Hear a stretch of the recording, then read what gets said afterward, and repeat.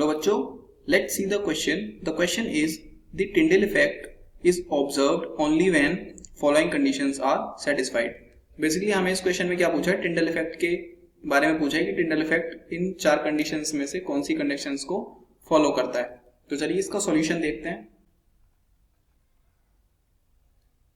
देखिए इस क्वेश्चन में जो हमारा की कॉन्सेप्ट यूज होगा वो की कॉन्सेप्ट होगा हमारा क्या, टिंडल इफेक्ट ही लग जाएगा. यहाँ पे टिंडल इफेक्ट के बारे में हमें पता होना चाहिए. Tyndall effect, okay. अब देखिए टिंडल इफेक्ट होता क्या है. बेसिकली टिंडल इफेक्ट के बारे में मैं आपको बताता हूँ. So it is the phenomena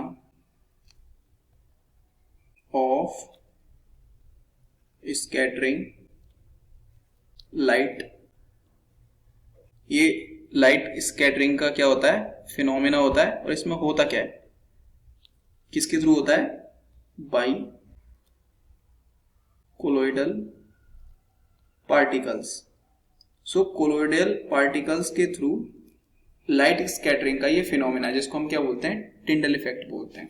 देखिए इस इफेक्ट के लिए हमें दो कंडीशंस गिवन होती हैं जिसके बेस पे ये हो सकता है. तो जो हमारी फर्स्ट क्या होती है, फर्स्ट कंडीशन होती है हमारी फर्स्ट कंडीशन होती है डायमीटर ऑफ डिस्पर्स्ड पार्टिकल्स या फिर dispersed phase, okay, should be smaller और similar to the wavelength of light. Okay, first तो हमारी ये कंडीशन हो जाएगी. इसकी सेकंड कंडीशन क्या होगी, इसकी सेकंड कंडीशन होती है refractive index of dispersed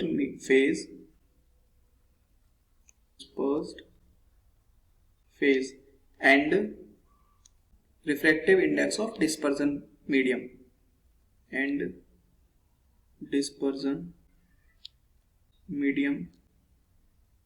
should have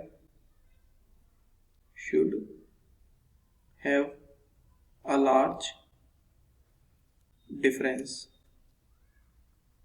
refractive index of dispersed phase के रिफ्रैक्टिव इंडेक्स और डिस्पर्जन मीडियम में एक लार्ज डिफरेंस होना चाहिए. तो चलिए आप इसके हम ऑप्शन लगा लेते हैं, कौन सा ऑप्शन करेक्ट होगा. फर्स्ट ऑप्शन में हमें बोला है the diameter of the dispersed particles is much smaller than the wavelength of the light use. देखिए मच स्मॉलर तो नहीं हो सकता, हमने क्या बोला था कि या तो स्मॉलर हो सकता है या फिर सिमिलर हो सकता है, मच स्मॉलर नहीं हो सकता. तो फर्स्ट ऑप्शन इनकरेक्ट हो जाएगा. सेकंड में हमें बोला है the diameter of the dispersed particle is not much smaller than the wavelength of the light use. तो देखिए ये ऑप्शन हमारा करेक्ट हो जाएगा क्योंकि ये स्मॉलर बहुत कम या फिर सिमिलर था. सी ऑप्शन में हमें बोला है the refractive indices of the dispersed phase and the dispersion medium are almost similar in magnitude. तो देखिए ये हमारा ऑप्शन इनकरेक्ट हो जाएगा क्योंकि यहाँ पे क्या होता है, लार्ज डिफरेंस होना चाहिए इन दोनों के बीच में. क्या होना चाहिए, लार्ज डिफरेंस होना चाहिए. तो ये हमारा इनकरेक्ट हो जाएगा थर्ड ऑप्शन. डी में हमें बोला है the refractive indices of the dispersed phase and dispersion medium differ greatly in magnitude. तो देखिए ये हमारा करेक्ट हो जाएगा क्योंकि यहाँ पे लार्ज डिफरेंस हमें शो हो रहा है. तो हमारे जो ऑप्शन कौन कौन से करेक्ट हो जाएंगे, हमारा ऑप्शन नंबर बी करेक्ट हो जाएगा and option number D correct हो जाएगा. तो देखिए आप इसका आंसर लगा लेते हैं, कौन सा आंसर करेक्ट हो जाएगा. बी और डी देखेंगे कौन से में करेक्ट है. तो ये हमारे ऑप्शन नंबर 1 में करेक्ट है दोनों.